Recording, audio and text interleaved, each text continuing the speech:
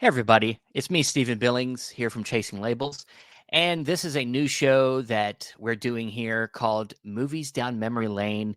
And this is the show where we kind of focus in on some of, our favorite artists, actors, directors in cinema history and kind of go through their filmography, celebrate them.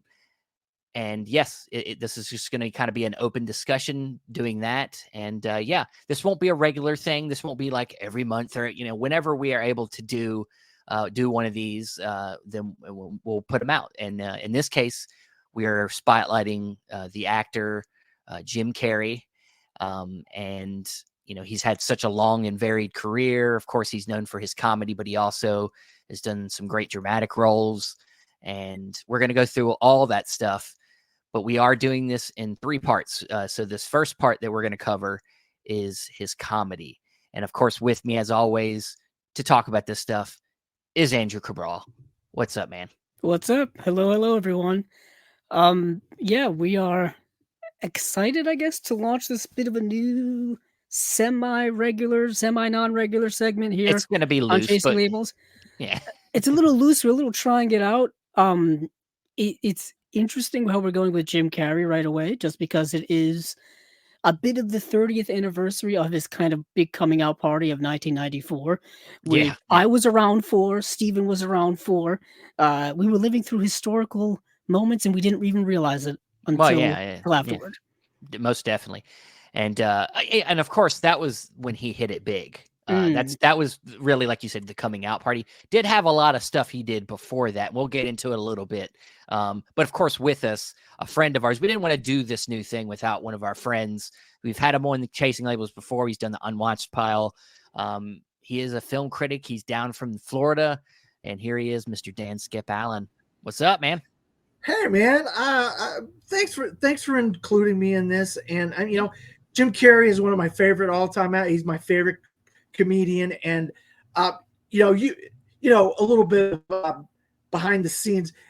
You and I have a semi-regular weekly conversation, and I didn't realize how much of a fan of Jim Carrey you are, Steven.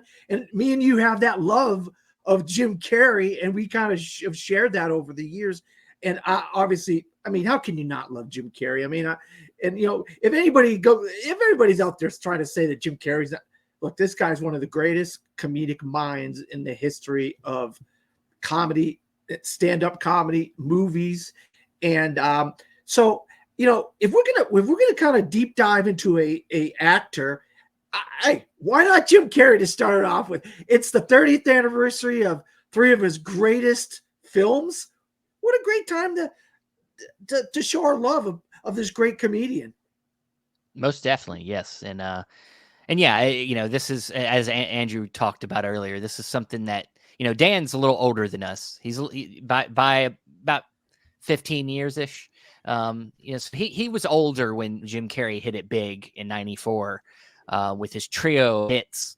And we'll get to them in a second. But before that, Jim Carrey was a comedian. He started out, and people that are knowledgeable about Jim Carrey, they do know some of his kind of tragic upbringing. He, when he was young, his father had lost his job, and they actually were homeless for a little while. So they were out in tents. He's Canadian, so he makes jokes that well, we're Canadian, so we just thought it was camping.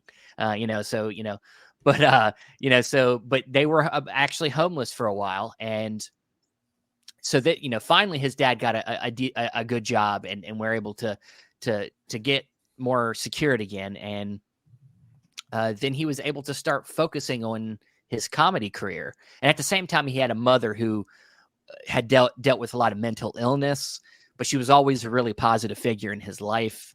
And he spent a lot of his time trying to make her laugh. And was very, very important to him early in his life. So, him trying to make his parents laugh, his parents always were very supportive of his career and getting him to clubs, letting him practice his routines. And he had a hard go for a while until finally he started getting noticed.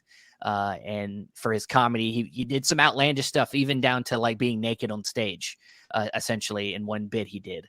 But Yes, he did go through some times where he was in some films as small roles. He actually did some writing on some films. He, of course, eventually made it to the kind of the hit show In Living Color, which was right around the time when his first big hit was that we are about to talk about here in a second. But before we do that, let me ask everybody here, what was the first time you were introduced to Jim Carrey? Let's start with Dan. What was when do you feel like maybe the first movie was? And we won't get deep into the movie yet, but just tell us kind of like the first movie that you remember seeing. Well, I remember him as a crack addict trying to commit suicide in the Deadpool, which is a Dirty Harry sequel. And I was like, oh, okay. And then, of course, I was a religious fan of In Living Color. I watched that religiously. I just cannot tell you how much I laughed. And the real quick, a story about you, Carrey. He was dealing with some of the problems with his parents and whatnot, and he ended up getting a tryout for Saturday Night Live. But his mind was in other places, and he was thinking about other things, and he kind of tanked the tryout for SNL, and then he ends up getting on In Living Color. And you know, I don't want this to come across the wrong way, but this show was mainly starring a bunch of black actors and actresses or comedians, and he is the only white guy on a show full of black actors and actresses. So my thing when I was a kid, I thought to myself, man, this guy's got to be funny to be on here with all these. They put him on here with these guys. Kind of, yeah. It was almost like he was kind of, you know, one of them. You know. I mean, everybody's. It's black culture is a thing that they're proud. You know, black people are proud of their culture, and they, you know, to let him come in and be part of their thing tells a lot. You know, it says a lot to what he was doing. So yeah, I agree. I mean, it definitely said a lot, and he was at the time had a unique voice as a comedian. Specifically, he was very physical, very, you know, could move his face and do weird things. His impressions are legendary. Yeah, most definitely. And Andrew, so where did it kind of start for you? Similar to Dan, it was In Living Color. Okay. In Living Color, of course, ran from I think 1990 to the mid 90s. It was kind of an early to mid 90s show, and of course, it was in competition with Saturday Night Live, but it was on cable television. It was on Fox, I think, at the time. Yes, it was. Famously, Jennifer Lopez got her start out there as well as one of the dancers, one of the Fly Girls, as they called them. Yes. And they would have like musical guests on, just like Saturday Night Live. They would have, you know, like big dance sequences and stuff, and it was sketch comedy. And Jim Carrey his characters on there were so wild. Fire Marshal Bill is an insane fever dream, a nightmare of a character. If you've ever gone back and watched the clips on probably YouTube at this point, I mean, that whole series I think is available on DVD, and it's been so for years. But yeah, some of his characters were wild, and he would do celebrity impressions and stuff. Yeah. I believe the show was mostly run by the Wayans brothers, the Wayans family. I think they all got their start out from there. Marlon Wayans and Keenan Ivory Wayans. Everybody kind of was like behind the scenes on that. It was a really fun kind of alternative programming to SNL, and of course Mad TV would come along as well. But of course, like everyone, when Ace Ventura came out, that was really the first, you know, movie I saw with Jim Carrey. I saw it on VHS, probably circa 1995, which is probably when the VHS came out, or 94, around there. I'm trying to remember how long it used to take for movies to go from theater to VHS. It used to be 3 months. Now it seems to move much faster. Way faster now. Way faster now. I think it was longer than even 3 months back in the day. But I remember I have the VHS in my collection somewhere, and that was where I first saw him in that. I didn't see Dumb and Dumber until years later. When Nature Calls, of course, was the next movie. I saw that. But yeah, it was that 1994 like slate. And of course, The Mask. I had The Mask on VHS. Well, yeah, You know, yeah. but we'll Just get into that. Just one movie. I said one movie. Yeah, but you know, Go down the list. you can't talk about Ace Ventura without talking about its sequel. Well, we're going to talk about all this stuff. So, Yes. but as you brought But up, that was my start. Yeah. It's the Trinity year of 1994 is kind of a legendary year to see one actor have three huge hits all in one year, making him a huge star. And of course, Ace Ventura was the first one. You know, coming out near the beginning of the year 1994, I believe, and you know, about a pet detective, which is kind of ridiculous, obviously. And he stars along with Courtney Cox, Dan Marino's in this film, and he's this pet Tone Loc. detective. What's that? Tone Loc. Yeah. And so it's this film about this pet detective who gets hired to do this case for the Miami Dolphins because their mascot Snowflake, the dolphin, gets kidnapped or dolphin napped, whatever you want to call it. And so he's now on the hunt, and as he's on the hunt, he starts to find out some corruptions going on within the police department and some other things. So, yes, and like a lot of the best Jim Carrey movies, it's the character. The character of Ace is just so the only person that could have created it is Jim Carrey. The hairstyle, the way he talks, his clothing, yes, Dan, the clothing, the Hawaiian shirts with the red pants and what was the thing about Ace Ventura that really stuck out to you, Dan? The fact that he had these catchphrases that today that I use in my everyday vernacular, like a glove, you know, when I'm working, you know, I always use like a glove. There's so many catchphrases that I love from the Ace Ventura movies that I quote in my everyday. Now, of course, now that I need to say the catchphrases, you can't think of it. Yeah. You know, and that's one of the things about his movies, especially Ace Ventura. These catchphrases are so memorable, and of course I can't remember them, but I just, there's something about the character that just I gravitated toward, this outsider, but he had this love and affinity for animals, you know. And then I hated the Miami Dolphins, so this whole story involved the Miami Dolphins and stuff, and Ray Finkel, the kicker. It's like this movie was just right up my alley from the very get-go, you know what I mean? And it was like, oh my God. And as the years go on, after In Living Color, you start seeing his characters from In Living Color pop up in his movies, you know what I mean?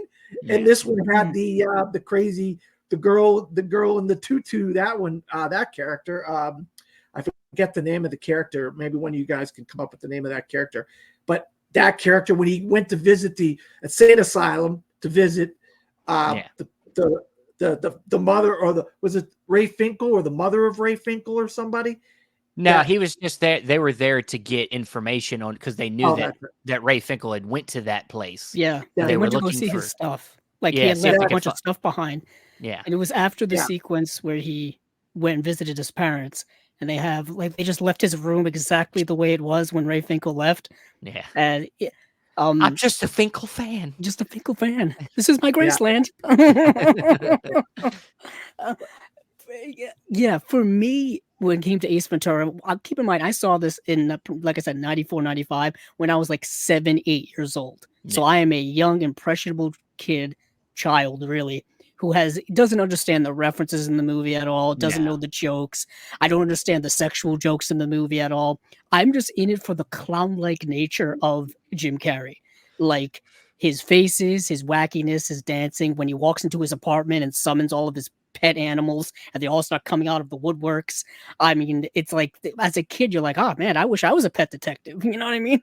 I get to hang out with penguins coming out of my fridge, my freezer and stuff. I got all kinds of dogs running around and pet animals and whatnot. and it was just a heck of a lot of fun. I mean, the humor in it, as sophomoric as it is, as ridiculous as it is still iconic in pop culture. You know what I mean? You will still see people bending over and talking out of their rear ends, Yep. and that's a reference to Ace Ventura. You know what I mean? And it's that level of sophomoric humor that captures a childlike imagination. Because I used to imitate him, when I was a kid. You know what I mean? Not understanding any of it whatsoever, but just being completely, captivated by the wackiness of it all. And of course, going back to it, there's a lot of nostalgia built in, but it's actually a fun, like, I would dare say this, a neo-noir detective story, but with lots of comedy in it. Yeah. And a Yeah, so- positive, like, save the animals message, too. Yeah. And one of the ones I remembered, Andrew's really. Yeah. I did remember that one. I love. People ask you, really. I say that all the time, like in Of course public, we do. when I I mean, discover something, and Well, people think I'm crazy. I get attached to more of the lesser known. They're not really catchphrases, but lines in the movie. Like at the beginning, it's what the whole beginning's great. He shows up and he is there to take an animal away from somebody who's been abusing their. He's there, yeah, because somebody's hired him to take a dog back from her ex. So, he kidnaps it and there's a big chase and everything like that. And it's all exciting. But there's near the beginning when he first, shows up to his apartment and then his landlord shows up and he's like, Ventura. And he's like, yes, Satan. Oh, sorry, sir. I thought you were somebody. Like the things like that's the stuff that I get attached to with these movies is them little lines that are kind of almost you might think are throwaway, but his delivery makes them fun, and then at the end of that scene, he swings the door and almost hits him in the face. Yeah. Just little things like that are what get me. Or like when he's investigating the rich guy played by what's his name? Udo Kerr. Udo Kerr, Kerr. yeah. He goes and then he goes into the tank and he thinks he's finding the dolphin tank, but it's a shark tank, and he's like, "You're not Snowflake. You're not Snowflake." Just like stuff like that's the stuff that gets me, because his delivery of these simple lines is what makes it so funny. That's what gets me about. Like you said, I endlessly would mock this movie at all, trying to be Jim Carrey, and down to scenes that were not even in the final movie that we always talk about when we talk about the Blu-ray. We always talk about this. Might as well bring it up in the most appropriate times. Yeah, they cut out part of the dolphin trainer scene, where he. God, I love that scene. Yeah, he's investigating the dolphin's tank, and a bunch of reporters come over. And he basically acts like he's the dolphin trainer because I guess the dolphins don't want the media to know about like they're investigating it or something. I don't even remember, but he just imitates like an Eastern European dolphin trainer, and it's always cut out of the TV broadcast. It's cut out of the DVDs, like Steven showed up. I think it's cut out of the Blu-rays as well. I have no idea what the mystery is behind that, but it's really annoying. I guess the only way you could see it is the VHS back in the day. I've got my $5 DVD of Ace Ventura. I got the double pack, so it has the animated series as well. That's what I was saying. Yeah, the animated series is another thing that we didn't talk about. That we don't talk about. They did a spin-off animated series for not only this, but for another movie he did in '94 as well. So he kind of launched a bunch of things. He did.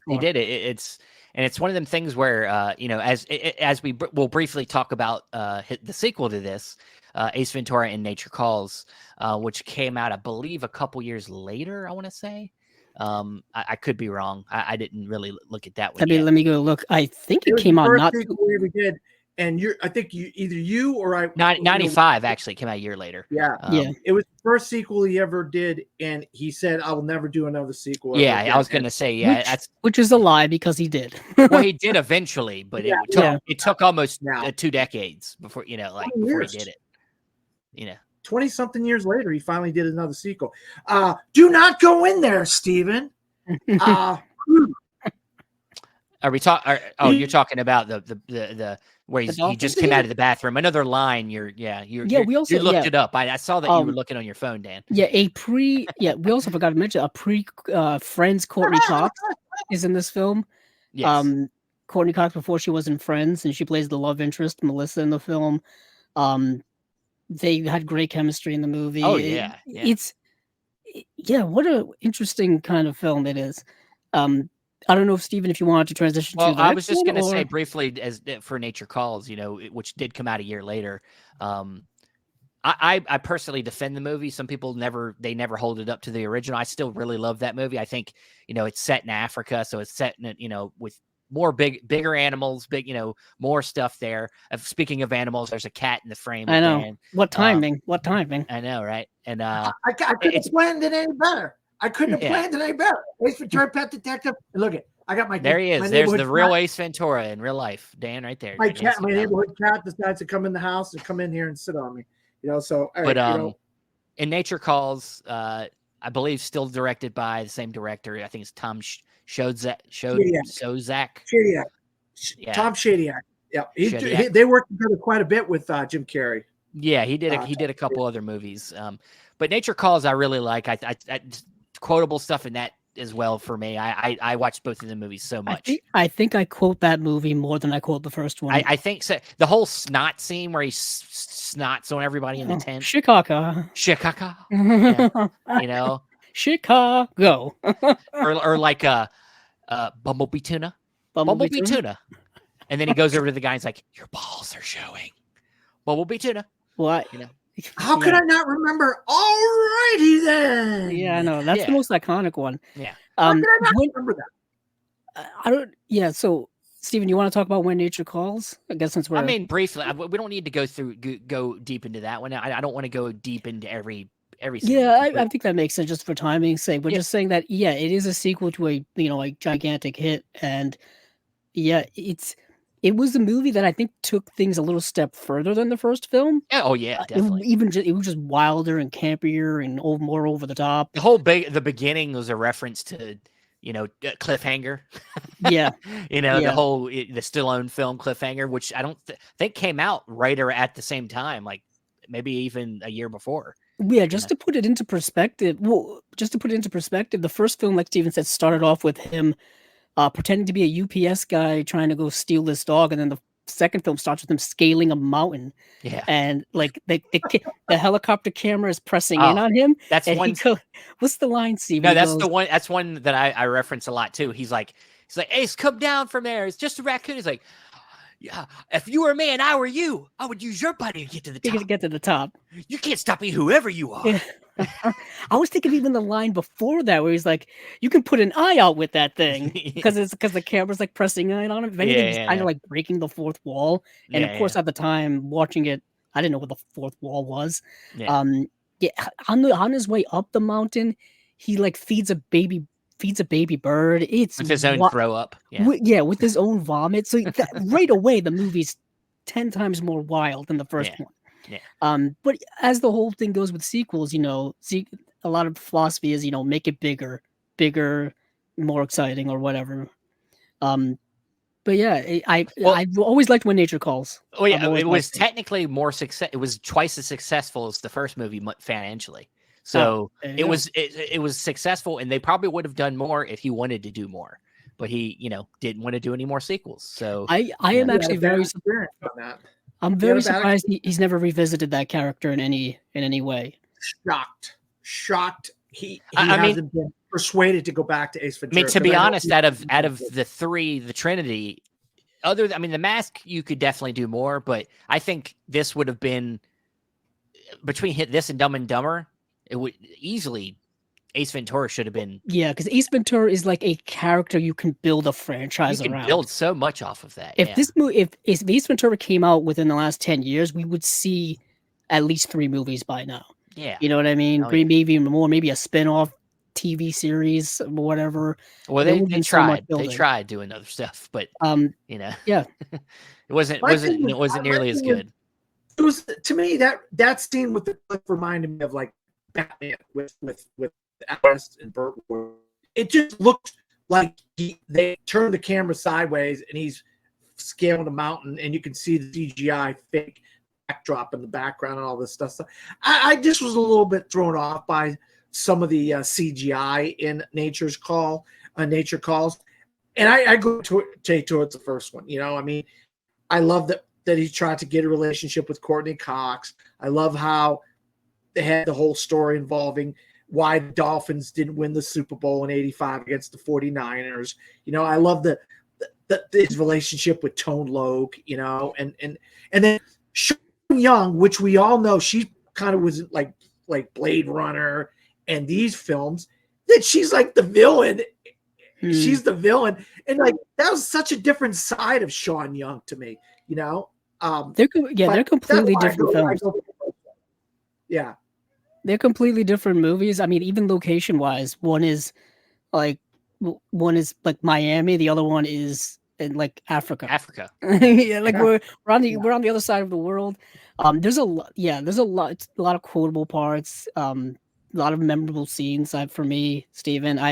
Every single part of the movie is so memorable for me. There's a whole montage in there with the song Secret Agent Man, which is burned into my brain forever. Oh, yeah. I mean, there's the rhino sequence, which always freaks everybody out. God, the rhino sequence is amazing. You know what I mean? It's just, and of course, you know, into my lexicon, it brought in the word guano, which I use nearly every day. You know, collect the whole set.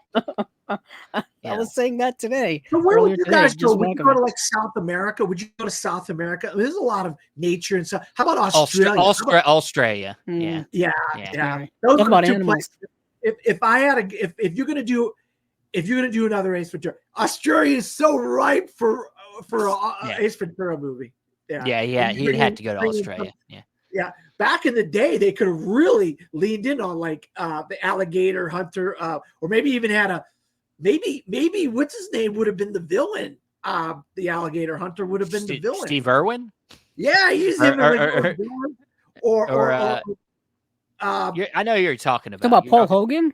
Yeah. Oh yeah, use him as like a villain or something. You know, the two of them, acting off of each other would have been amazing. Yeah, maybe. But not only was, of course, these films, specifically Ace Ventura, the first Ace Ventura in '94 was a big deal. He wasn't done in '94. He then came up with this film, Mask, The Mask, which is based on a comic book, which, back then, of course, it was not, so widely known, I don't think. But yeah, it's definitely a comic book character.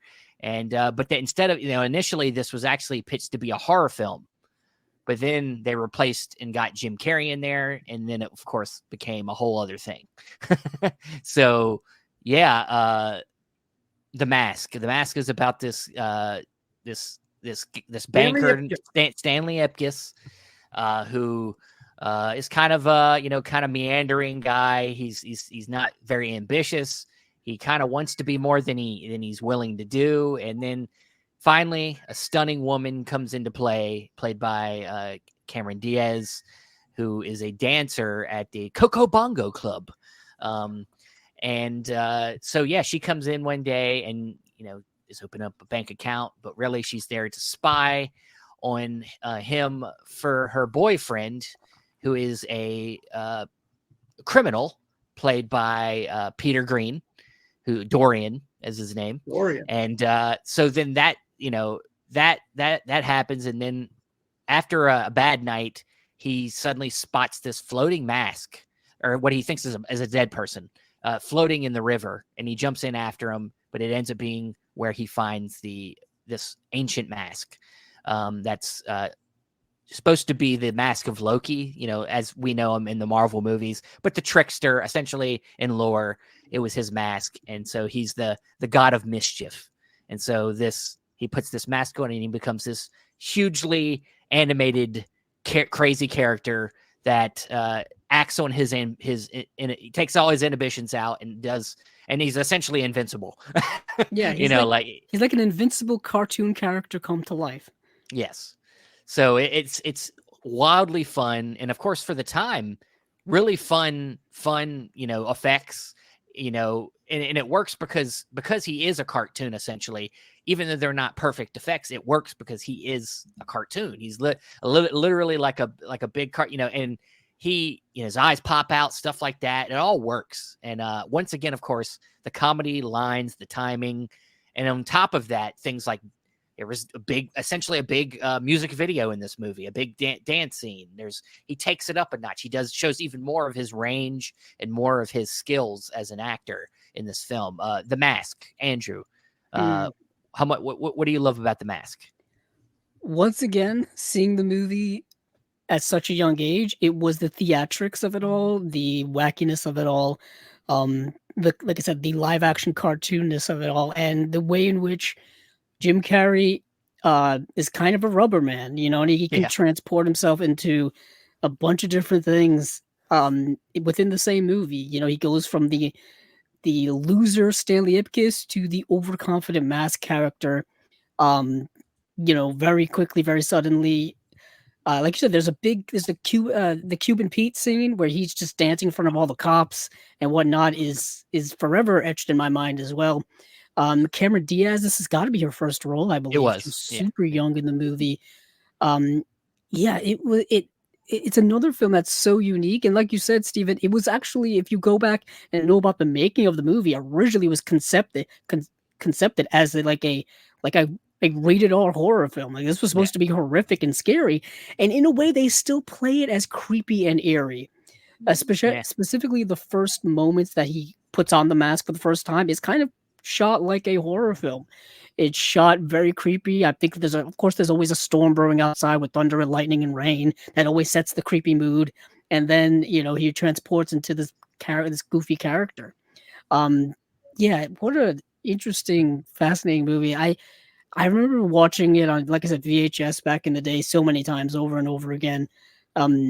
Another one that makes me surprised they never went back and made a sequel specifically with Jim Carrey. I know they made a Son of the Mask, which was like a straight-to-video sequel. Yeah. Wasn't that with Jamie Kennedy? Like, 10 years later? Absurd. It's wild stuff. I've always loved The Mask, you know what I mean? I also like the idea of other people putting on the mask. Yeah. It brings out who they are as a person. So if you're an evil person, you're going to be an evil mask character, you know? That's kind of interesting. Yeah, most definitely. And before I was going to say, before you talk, Dan, I just wanted to say this film is directed by Chuck Russell, who has kind of an interesting career. He did The Blob from back in the 80s. He did Nightmare on Elm Street 3, Dream Warrior. And then he did The Mask. He did a Racer with Arnold Schwarzenegger. He did The Scorpion King. Nice. So a very, very varied career for Chuck Russell. But Dan, how do you feel about The Mask? Going off of what Andrew said, when the mask goes on somebody else, like it went on Dorian. How ironic! His name was Dorian, and would he end up being like this nasty character? The picture of Dorian Gray bring any Dorian Mask? I don't know. Character, an evil type of character? No, okay. That might be a little bit of a stretch. I don't know. Stretch, all right, whatever. Okay. But the dog was funny when it went. The dog ended up getting the mask. And it became I just thought about that too. Jack Russell Terrier became this monstrous going after people. Because he was this little innocent kind of little dog where you can kick him and whatever, push him around. But then when he wore the mask, he became this vicious thing, So it takes your motivations and your what you are as a human and then accentuates them into something that you're not and tries to give you the confidence. And in Stanley Ipkiss's case, he was this kind of down on his luck guy, having a hard time. Like he gets thrown out of the club, guy drives by, gets water all over him. Like everything's going wrong for this guy. And you'll find that this is kind of the trend in a lot of Jim Carrey films going forward after this, where he's this kind of down on his luck type of character. And Jim Carrey really plays into that down on his luck, having a hard time, not doing good at work, having a hard time with the ladies. And of course, Cameron Diaz, this voluptuous, gorgeous woman. Like, wait a minute, what? She likes him as the Mask. She doesn't like him as much as Stanley Ipkiss. even though they kind of she was using him as Stanley Ipkiss so they could possibly rob the bank that he worked at, So, but then he was just like bigger than life character. And do you guys see any similarities in the animation with Who Framed Roger Rabbit in a way, in a kind of a character? Like, Roger's this kind of slumpy rabbit, and then he falls in love with this kind of, Jessica, this gorgeous kind of, there was similarities there between Who Framed Roger Rabbit and The Mask in some ways. And Jim Carrey, I think, played up on those similarities a lot with the animation. And Warner Brothers, I'll tell you what, they put a lot of money into the animation they did, and it really paid off because this is one of those memorable characters. You think of the clothes and the things he wore when he was in the club and stuff like that. And, another great quote, smoking. You know what I mean? Smoking. That is one of those all-time quotes I love. See women walking, smoking. You know what I mean? But that's just me. Hey, what can I say? Such a 90s thing. Yeah, you're acting like an old man right now. You would never that's something like an old man would say, like smoking. I don't know. That's such a 90s phrase, I think. Yeah. It's like the 2000s. What's up? Yeah. Talk about something that's now dated. Yeah. Dan's like, I just used that today. I know. but yeah, The Mask is a very memorable, awesome, show. Really, to me, it even announced Jim Carrey even more to the world, I think, with this film because of how much he had to do in the film.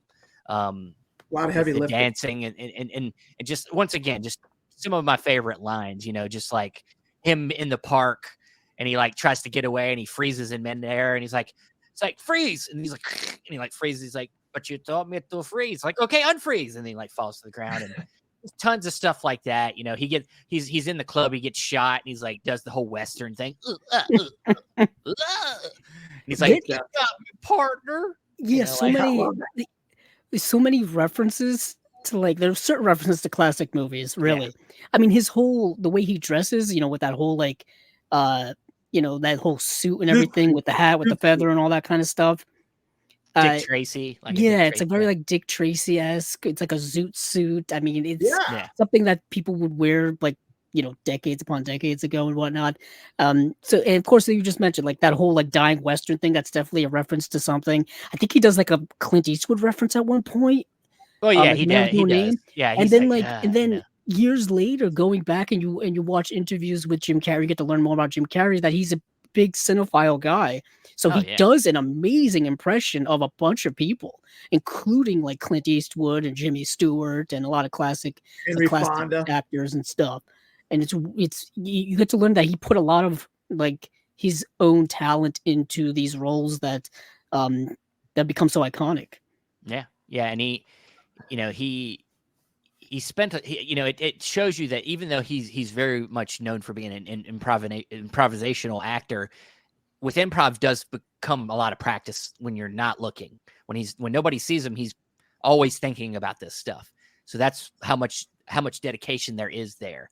But as we said earlier, this film is still very dark in a lot of ways. One of my favorite scenes when it came to comedy was, I think, some of the darkest stuff was when he first kind of becomes the Mask and he goes out into the street, and then that gang of guys start kind of attacking him, and he goes down the alley, and then he turns it around on them, and he's like, welcome to the show, and he's being the carnival guy, and then the first thing he pulls out is a condom. He's like, oh, sorry, wrong balloon, and then he does the whole thing and makes the dog, and then the guy is about to take the dog and he breaks its neck, and he's like, oh, sorry, I had to put the dog down, and then he makes a Tommy gun and then shoots them at them all. It gets pretty dark. What about when he attacks the mechanics at the garage? Yeah.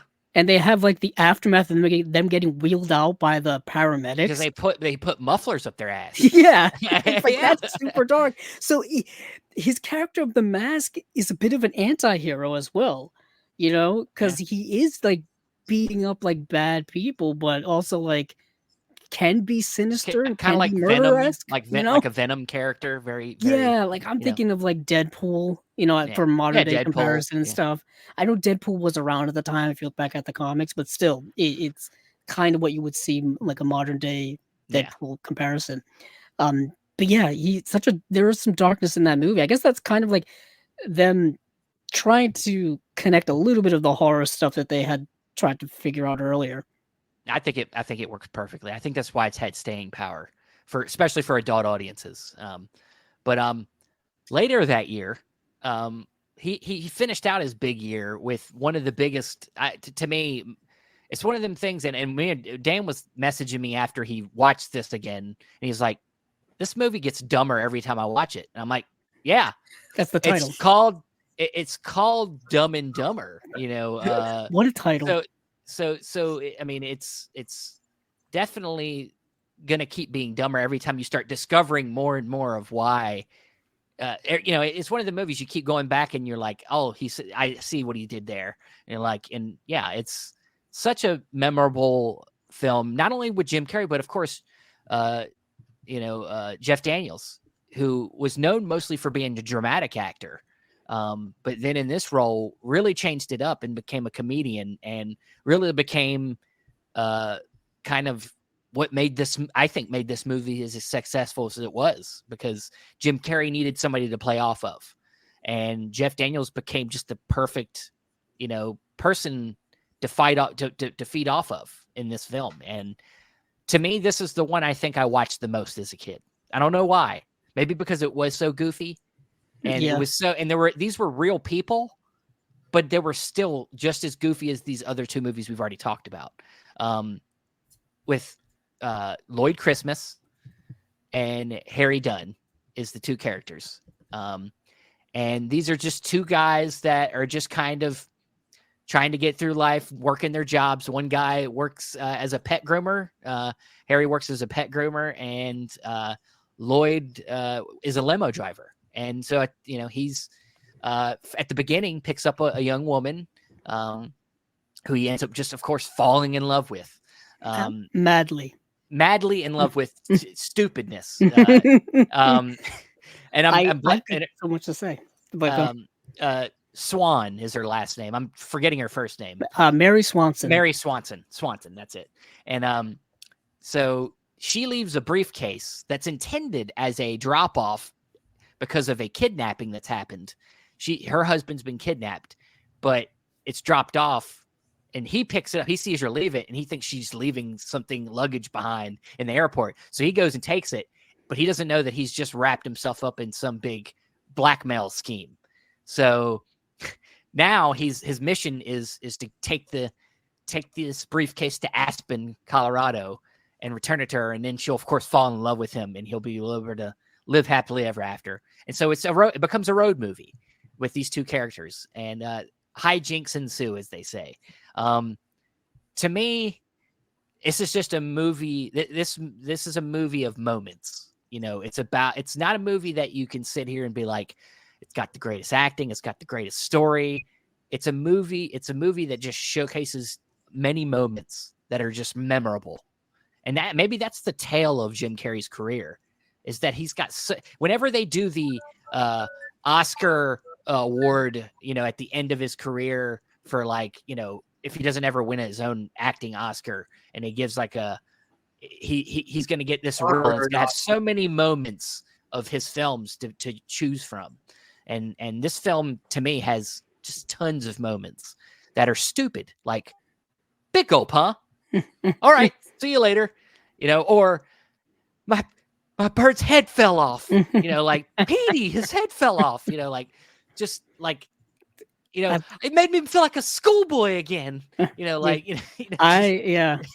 just so many things like that we landed on the moon, we did. it's so many things. Yeah. I know what you mean, Steven. I know what you mean. It's endlessly quotable. It's the stupid stuff that I just get annoyed with. And I know the movie's called Dumb and Dumber. It's like, okay, bad enough these guys are driving in a van that looks like a dog. Like, you're driving around, like you're doing all this stupid stuff and you're making all these mistakes and you're driving around in a van that looks like a dog. Like, Anybody can find you. And then, like in Moron, he trades in the van for a freaking scooter, and they're going up a mountain and they're freezing to death. It's like, it's comedy. Yeah. It's comedy. Man. I mean, and then they get all the money and they do all this stupid stuff, and you know, and then they buy these dumbass suits that you know you might have worn at a wedding in 1970 or something. You know what I mean? The Wedding Singer or something. Nobody would have worn them suits in the 90s, let alone today. You know, those are the ugliest, most ridiculous suits imaginable. You know, but the thing is, you remember them though. You know what I mean? Like they're memorable. You know, like people wear them at their weddings today, or at like the kids who go to prom in high school. They'll wear them. Well, you know what I mean?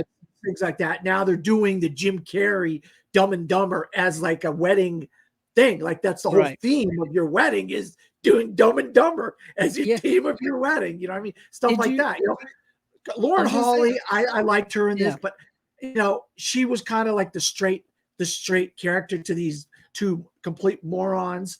But yeah, you know, and then the guys that are chasing them, that are going after the money. I forget this guy. He's a really good character actor, but he's like got a Boston accent. He's always in these movies. He plays Boston. Oh yeah, I believe it's Sean Penn's brother, right? No, that's Mike Starr. This is Mike Starr. They did Mike, look similar. So good. He's so good in this. And just he's like he befriends him and he acts like he's their buddy. And he's like, am I really? These guys are real? Are these guys really this stupid? You know, and some of the stupid. Well, no, stuff what he's thinking is these the guys that are the masterminds behind taking this money. Like, but then he finds out the truth that these guys are just like at the wrong place at the wrong time. That's like what his last thing he says. He takes a bite of the burger and deceased. Spoiler. Well, right? He puts the rat poison in the burger. You know, it's like and he kills this guy. It's like, well, that's the thing is a lot of what this to me. You look at this comedy as stupid. To me, I look at it as it's today's it was that at the time that day's version of the Three Stooges. Of course, the Farley brothers, the ones that directed this, they eventually made their own Three Stooges movie. Yeah. But that's what this was a homage to is that kind of comedy where it's slapstick. It's very coincidental. Like things happen and by coincidence for comedy purposes. Yeah, it's an old. I mean, even for '94, it was kind of an old school style of comedy that you saw in the 30s, 40s, 50s, whatever. You know what I mean? That physical comedy was certainly an aspect of it. For me, along with Steven, this is probably out of these three kind of launchpad films, this is the one I've rewatched the most throughout my life. Granted, I'm a little biased because I have a direct connection to it. The beginning parts of this movie were shot in Rhode Island. Peter and Bobby are from Rhode Island. They grew up literally one town away from me. Peter Farrelly we went to the same college. Obviously different times, but we're both alumnus from the same college. So like all the early scenes are all shot in Rhode Island, in Providence. The opening shot of this movie, it's the street sign that says Hope Street. I live a minute away from there. Nice. So it's literally like this movie hits so close to home. Everything in it is so like there's so many shots in it from Rhode Island. If you see the early scenes of also the movie Something About Mary, also shot in Rhode Island. So it's like all of those things are like really obvious to me. When they're driving over the highway, you see the big blue bug. That's a Rhode Island icon. So like that's in the movie as well, as they're driving out of town. But there's so many memorable moments, but you almost had to be there at the time to kind of really appreciate the comedy of it. You know what I mean? Because it can be rather dated in many aspects, but for me, it's so funny. You know, it's so many iconic lines. Cam Neely makes a cameo in the movie. He was a famous Boston Bruins player at the time, and like an icon for like forever. He's actually been running. He was running the Boston Bruins. I think he still is. And he made like Seabass. Yeah, kick his ass, Seabass. Yeah. I say that like every day. Kick his ass, Seabass. Yeah. And then you're like, he's hawked on my burger, man. Yeah. It's the end that really makes it kind of not that good. And I like the Farrelly Brothers. Don't get me wrong. I love There's Something About Mary, and I like some of their other films. It's the end that really puts it over the top. Is like, no, these guys are complete morons. It's but the end where they don't want to get on the bus with all the with all the women with the you want to be our oil boys.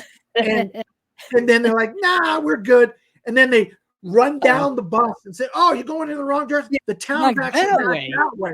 It's like, no, I can't do it with these guys. Well, I just cannot do it with thing these is, guys. I used to not like that scene either because, I was young and I was like, of course, any young man would want to be on that bus with all those attractive women. But then I'm like, it doesn't betray the characters of who they are, even to the end of this movie. It doesn't, No, yeah, it that's doesn't exactly betray what they that would have they are done. Yeah. dumb. You know what I Yeah. mean? Just like life dumb. But they just kind of they're able to survive because of dumb luck, really. Naive, dumb luck. Yeah, it's to me, it's like I said, it's not a movie you can pin up on any specific thing.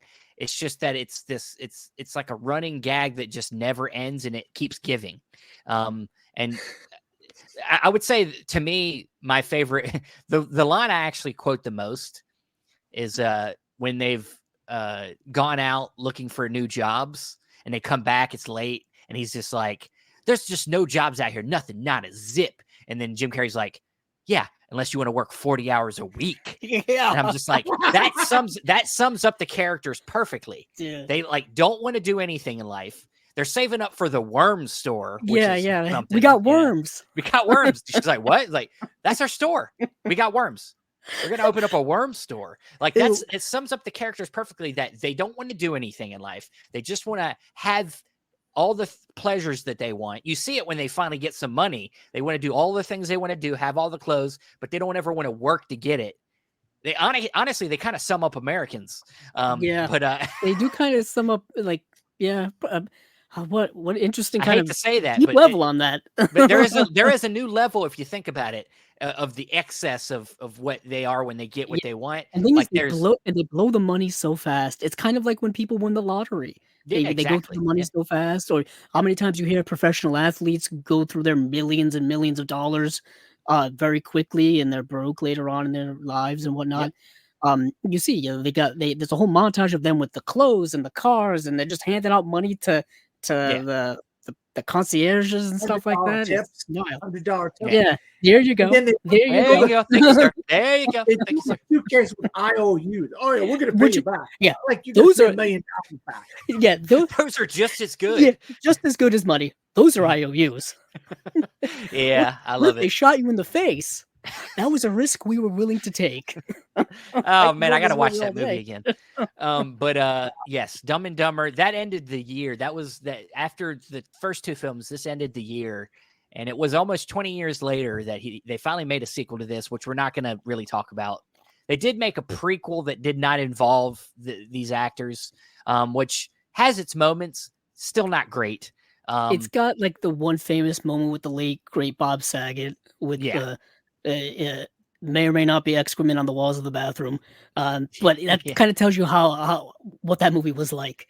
But there's something that works even with the different actors in it. It works because it's still very juvenile, and it works because of their age, and that comedy plays up. But when they're older and they do the sequel, it just feels like they're trying way too hard. Well, there was a trend in movies where they're kind of making sequels way too late. I'm thinking of like Zoolander 2 was another one that was just too late to make and whatnot.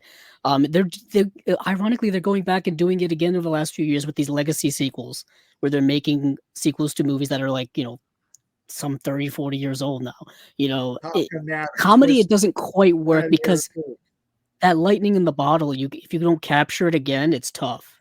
Yeah, some films really kind of just, they stand on their own for their time, and they just need to be left alone. Yeah, it's kind of like we said with Dumb and Dumber. You had to be there at the time because it was that specific moment of that specific time.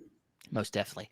But he didn't stop here. Now, like I said, there's definitely other films in his filmography that we will hit on in other parts. But he did continue with some great comedies moving forward. This one here was one of the ones I watched tons growing up as well, and that's Liar Liar. Liar Liar is about this man who's a lawyer, and he just, of course, what's the thing about lawyers that we always say? They just lie. They just lie to win. They do what they have to win. And in this film, you have Jim Carrey playing. His name is Fletcher Reed, and he's kind of playing this character that gets played up a lot in tons in film history, and that is the father that's not there enough, and he has to find a way to redeem himself. You know, that's a plot we hear a lot in films throughout history, and so he's playing this lawyer that just spends too much time at his job, and he's not, you know, he's already separated from his wife, but he's still trying to be a good father, and under his nose, you know, things are starting to move, and literally, where, you know, Carrey Ellis plays this man who's dating his ex-wife and is planning on moving away. So he needs to find a way to you know, keep them there, and by being a better father. But then what happens is his son has a birthday that he misses, and he makes a wish saying, "I wish my father would never lie." And this sends Jim Carrey down in a big spiraling of craziness through the rest of the movie, where Jim Carrey himself said he was so exhausted after doing this movie, specifically in a scene where he smashes himself all over a bathroom, which he actually did in the scene, because he was just so fucking crazy for how much energy this movie took out of him, that he just did all this crazy stuff in this one scene for real. So yes, he spends the rest of the movie not being able to lie and trying to find ways around things, and, you know, being a lawyer and these people trying to make him lie to win cases. And like, it's hilarious. The pen is blue, guys. The goddamn pen is blue. What do you guys think of Liar Liar, Dan? I'll tell you what. I love, you know, no, I'm not a father, and I know you are a father, Stephen.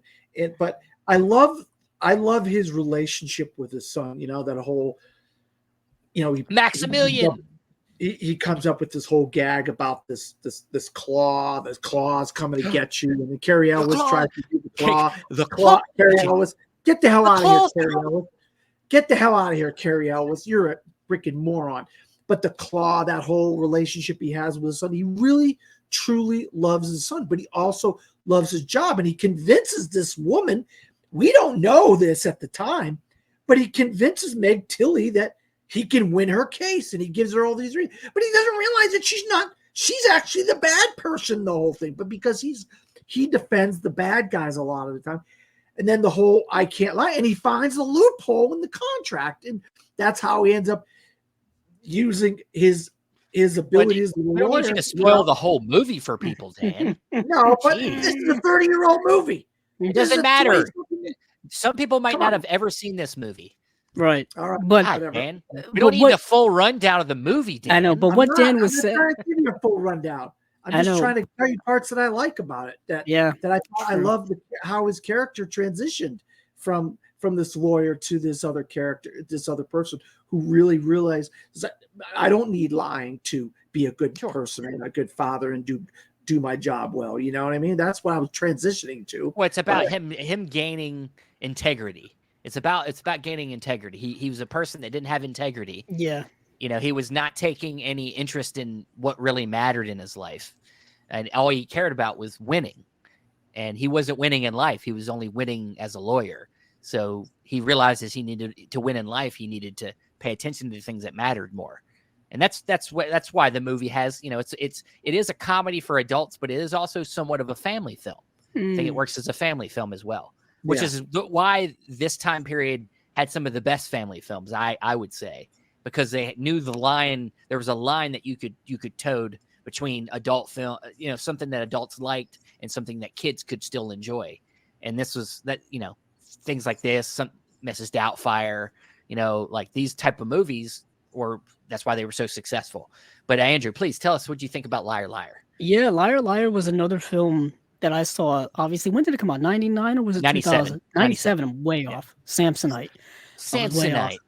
I've got my Blu-ray copy here as well. Yeah. And yeah, Liar Liar was such an interesting movie because, like you said, Steve, it does have that family-ness flavor to it, and has a lot of iconic moments as well. It's Jim Carrey slowly starting to kind of, I guess, maybe flex out a little bit into more serious roles, kind of. I mean, after this, I think he would really get into more serious stuff. Yeah. But this was kind of like you said, kind of towed the line between back and forth. It's got a serious message of this guy trying to be a better father, trying to be a better person, and in doing so, granted he is forced kind of by the universe, and we never really figure out why all of a sudden he can't lie, but he just all of a sudden can no longer lie, and he's got this.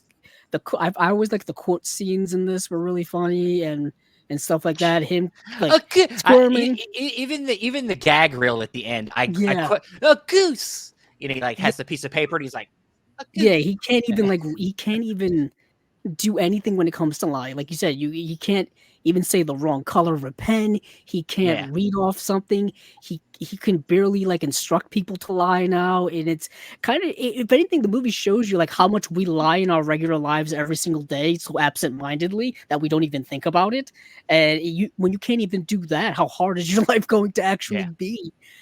This was also my first introduction to Jennifer Tilly as an actress. I had never seen her before. Keep in mind, this was 97 and I was 10 years old. So, of course, I hadn't seen the movie Bound yet by the Wachowskis. And I hadn't, she wouldn't be in a Chucky film, I think, until the next year anyway. But of course, a lot of people know Jennifer Tilly from a lot of other things, but she was the woman that he was defending in this. And I had never seen her before. Moira Tierney is an actress who I've always thought was super underrated. She plays like the ex-wife. Like you said, Carrey Elway's in the film. What an interesting kind of moral tale of a film that's wrapped up in a comedy. It's also another one that's I think has stood the test of time as well. It has. I think people still talk about this movie when they talk about favorite Jim Carrey movies. The cat knows all about Jim Carrey. Liar, liar, loves liar, liar. But one, as we said, this one's kind of can fit a family friendliness. I would say this next one is kind of the opposite. This one doesn't really. I don't think, and this is also one I think has its mixedness to it. I don't think everybody loves this one, but this one has such an interesting character that it's kind of stuck with me, and that's Me, Myself, and Irene. Really? I thought you were going a different direction, Steven. But I wasn't. I thought you were going a little bit back to another kind of mixed character. But this one is also kind of a mixed moral character as well. Yes. Literally. Literally. Split personality. You got another Farrelly Brothers film. In this one, we have Jim Carrey playing a man named Charlie, who's like I guess he's like a police officer. They're in Canada, right? I remember. Yeah, well, they're actually in his hometown, Mr. Andrew, Rhode Island. Yeah. Okay. Yeah. He's a Rhode Island trooper, I guess. Yeah, he's like a state trooper. Yeah. Yep.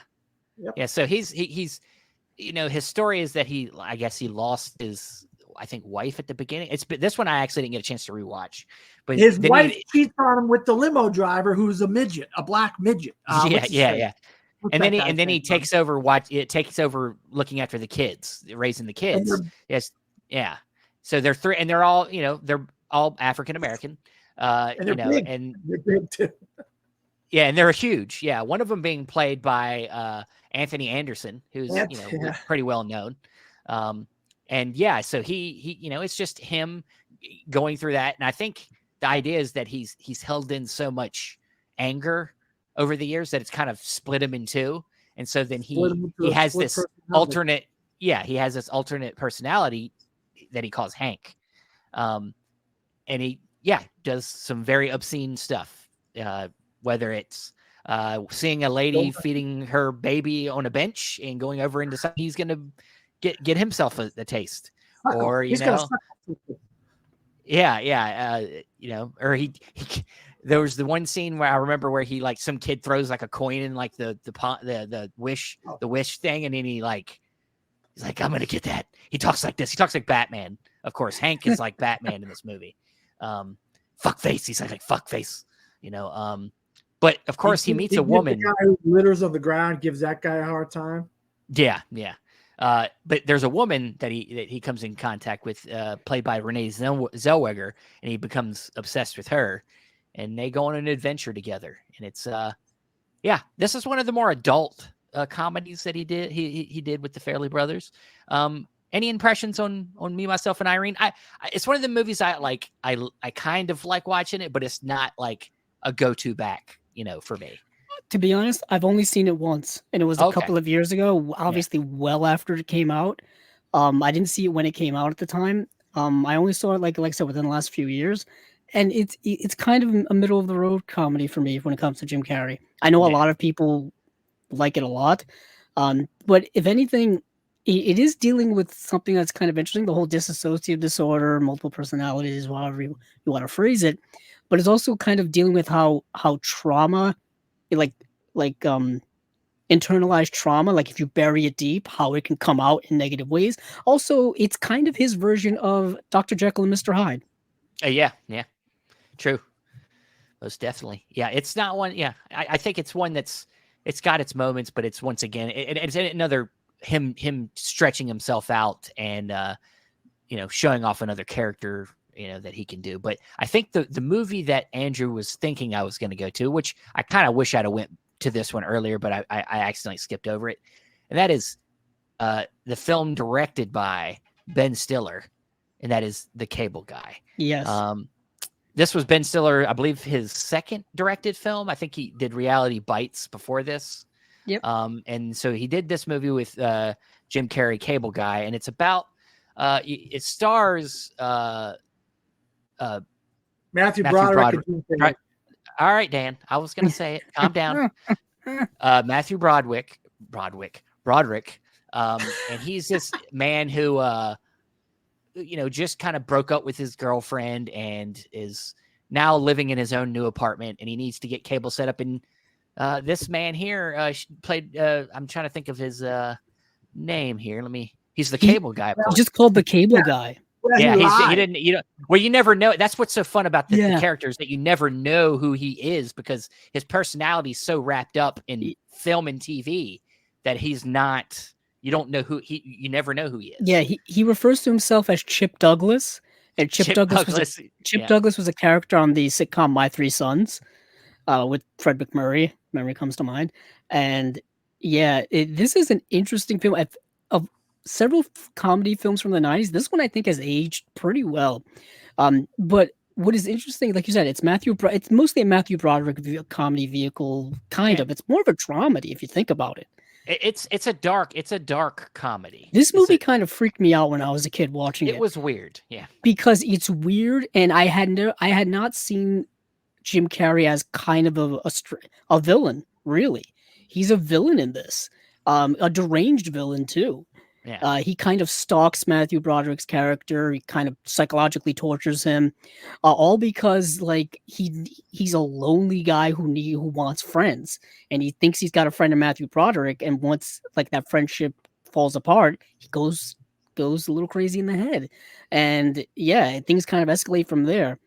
It's honestly, to me, when I look back, it is one of the most underrated of his comedies. I think it's got so much on its mind. Ben Stiller is a director. He's also very underrated. His career as a director has been very understated. It doesn't get a lot of, except for Tropic Thunder, which is one of his last. He did Walter Mitty. I know he did that one, but Tropic Thunder is probably his most well-known directed film, and which is great. But The Cable Guy, man, is got a lot on its mind. A lot, he's in the movie. Ben Stiller's in the movie as these two twins that are on trial for murder. And there's a lot of commentary here about like people's kind of relation to entertainment and like how we have a distorted view of what life is versus what's on TV. And, and I think that's only become more commonplace and more relatable as time has gone on, as technology has gotten further and further, as our relationship with media, social media, television programming, news networks has only gotten more and more stronger over time. This movie is a little bit ahead of its time. It is. I'll never forget like the movie kind of predicting online gaming as well, because back in 96, 97 when this movie came out, online gaming wasn't really a thing. Where I remember he has the big satellite dish monologue where he's like, you'll be playing Mortal Kombat with a friend in In what do you say, Saigon? Vietnam. Yeah, In Vietnam. Vietnam. And like today, literally, people play video games with everyone all over the world. Yeah. And it wasn't until like the early 2000s that online gaming was starting to become a thing. And now it's gigantic, of course. Yeah. But yeah, he plays such an interesting character that yet again it also feels like a character that was from classic horror movies as well. Yeah. This idea of obsession, loneliness leading to dangerous people doing dangerous things, which happens in real life. It could also be a noir as well. It's got a noir, like yeah. he's obsessed with him. It's got a noir feel to it as well. Dan, what do you think about Cable Guy? And briefly, we got to speed this up. No, I like the Cable Guy. I didn't love the Cable Guy as much as you. I know you're a bigger fan of the Cable Guy than me. I love the scene where he's singing. Is that James Joplin he's singing at the party? You're talking about don't you want somebody to love? I love that. I love that. Yeah. I love that scene. God, who sings that song? I can't remember that. I can never remember. I can tell you. I can tell you though, if you want to get a sense of what like state of the art in home entertainment was, Jefferson Airplane. Oh, Jefferson Airplane. Oh, nice. okay. Yeah, they had a great.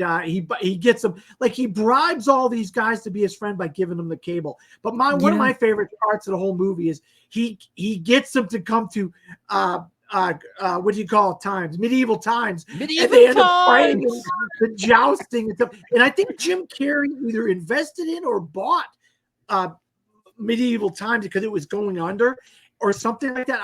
Don't quote me on this, but and then so that stuff at Medieval Times is great. I love, that's right here in Orlando. Medieval Times is in Orlando, But yeah, I mean, there's some parts about the Cable Guy I like, but this kid who just becomes a Cable Guy because he watches TV and he's like, oh, cable, you know what I mean? When he was a little kid.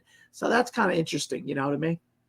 Yeah, because he grew up, and you get a little backstory. He grew up with kind of a neglectful single parent who just plopped him down in front of a TV. So his whole world became TV. And you see that now with parenting when it comes to trying to find things to occupy your children's time while you have things to do. Children have, use tablets now and stuff and all kinds of things. If anything, the movie was definitely ahead of its time once again with that stuff too. Yeah. Cable Guy. People now of course, now how it turns kids. It would not that it'll necessarily turn everybody into the character that's in this movie, but yeah, like it's definitely about how people can get obsessed with television and kind of make it their personality. Yeah, one of the things I remember, because it's my name, Steve. My lisp is gone after he punches him in the face. My lisp is gone. But yeah, I love the Cable Guy. It's one I love revisiting.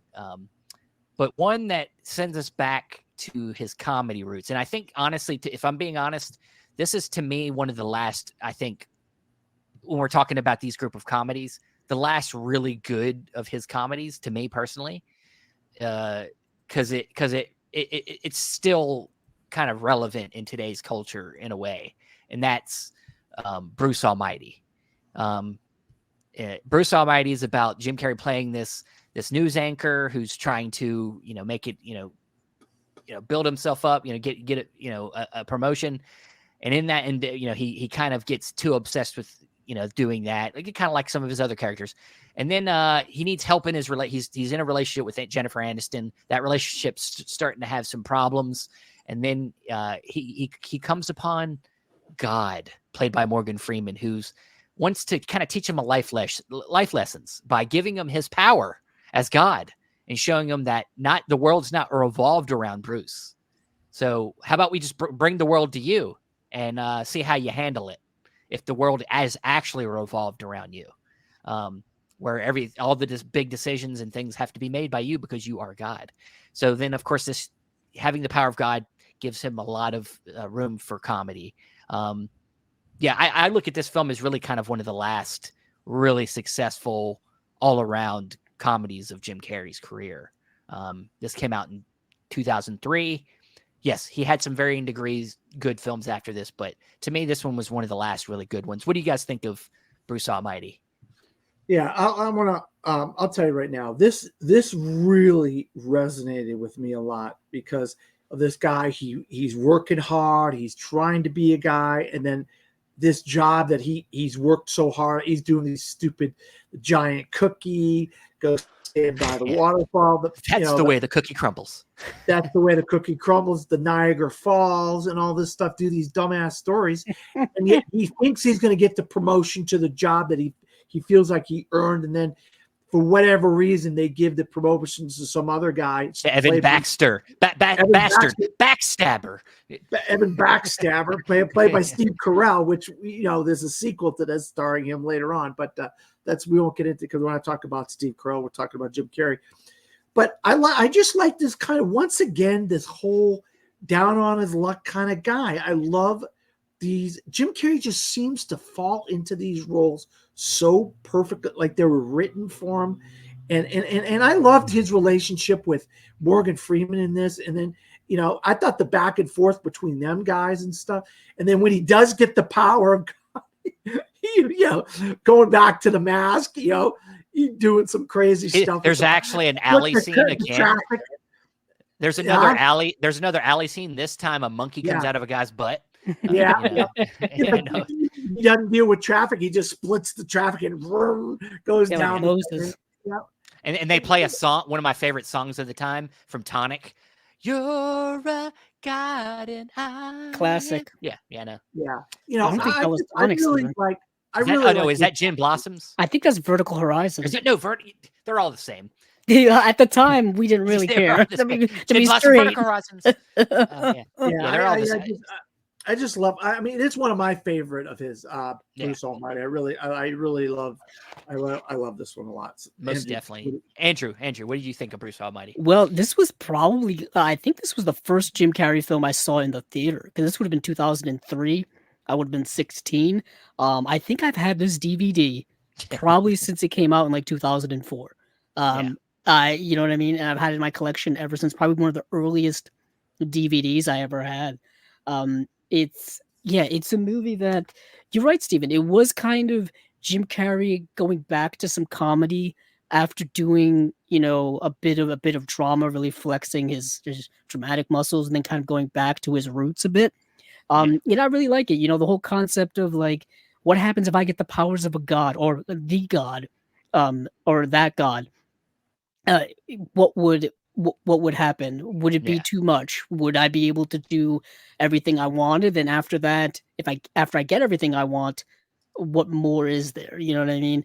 I do like the relationship with Jennifer Aniston. There's a cute dog in the film that he's trying to potty train. That's always fun.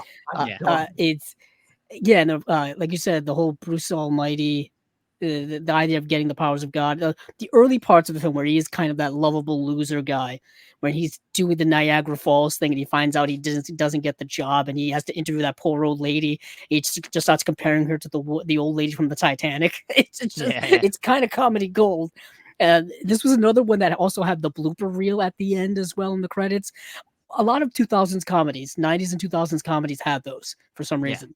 It's kind of a lost art now. They really don't do them. They should bring them back. But I've always loved Bruce Almighty. It's awesome. Yeah.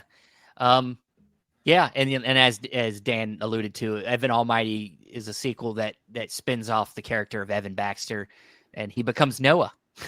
And builds an ark. Yeah, so that's a whole other movie. But the last two we'll run through real fast. The next couple comedies he tackles here. In 2005, he does Fun with Dick and Jane. And then in 2008, he does Yes Man. Yes Man, I would say, to me, kind of is a little bit throwaway. I feel like it's like Liar 2.0. It's a repeat of Liar Liar. It's very, very similar premise of, a guy who now is challenging himself to say yes to everything.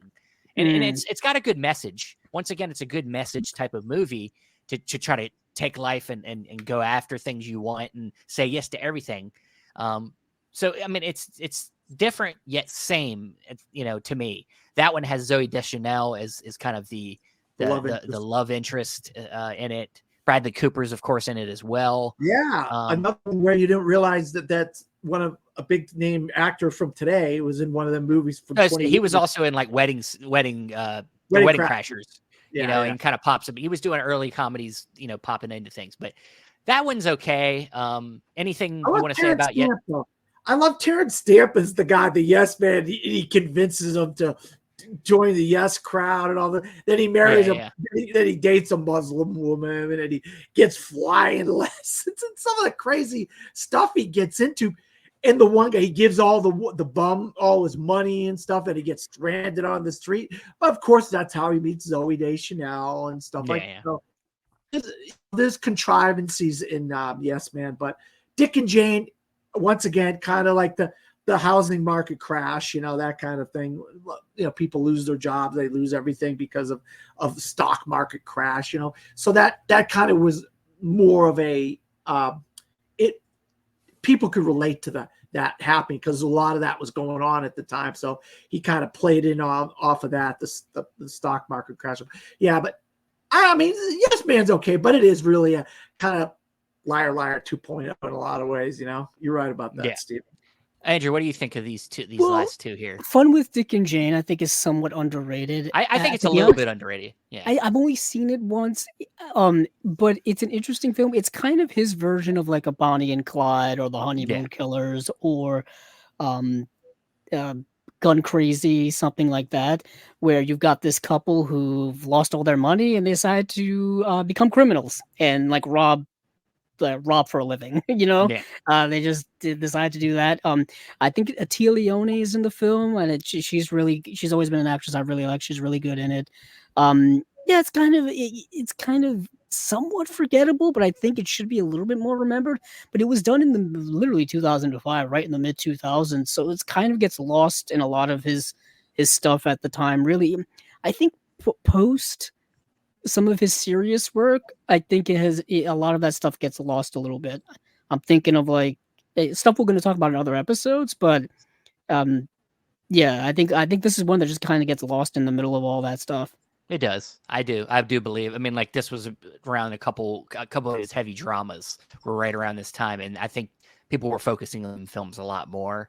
But I agree with you. Fun with Dick and Jane, though not one of my top tier. I would say it's definitely still one of the better of his films in his comedies, because it's and I think Yes Man maybe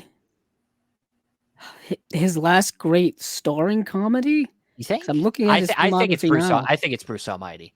Personally, but I mean, like I'm just looking like after there's Yes Man, and then the stuff after it is not. No, not with comedies, but I think, and also the stuff that he was in after that, he would have like smaller roles, cameo appearances. Like Anchorman 2, he shows up in like one scene. Yeah, you know what I mean? It doesn't really count. Yeah. So yeah, you could debate this all day, but I believe Bruce Almighty was his last real great comedy role, personally for me. That was top tier. Back on what he had already done for many years with Fun with Dick and Jane and Yes Man. They're just kind of cookie cutters of what he had already done previously. Yeah, kind of. But I do like him and Laura Tia Leone, their relationship. Yeah, and then Alec Baldwin plays his boss, who's just so scummy. And then Richard Jenkins. I said Richard Franklin. Richard Jenkins plays another employee. He's really good as well. So, they're fun, man. But that shapes out kind of what this first part of this series we're doing with Jim Carrey, which focuses on what we call the comedies. The next two parts. The next part we're going to do is what we call the blockbusters, or the IP, or whatever you want to call it, which is some of his big movies that he got when he was at his peak, whether it's Batman Forever, Lemony Snicket's. We're going to get into that in the second part. And then in the third part, we're going to touch on his dramatic roles as kind of the way to wrap this up with Jim Carrey. But that is it for this first part of Jim Carrey's movies down memory lane. Andrew, Dan, thanks for joining me with this discussion on Jim Carrey. It's a lot of fun, a lot of fun laughing about these films that we have watched so many times and continue to enjoy today.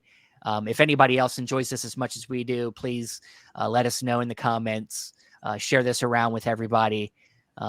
thanks again, and we will see you in the next part of Movies Down Memory Lane.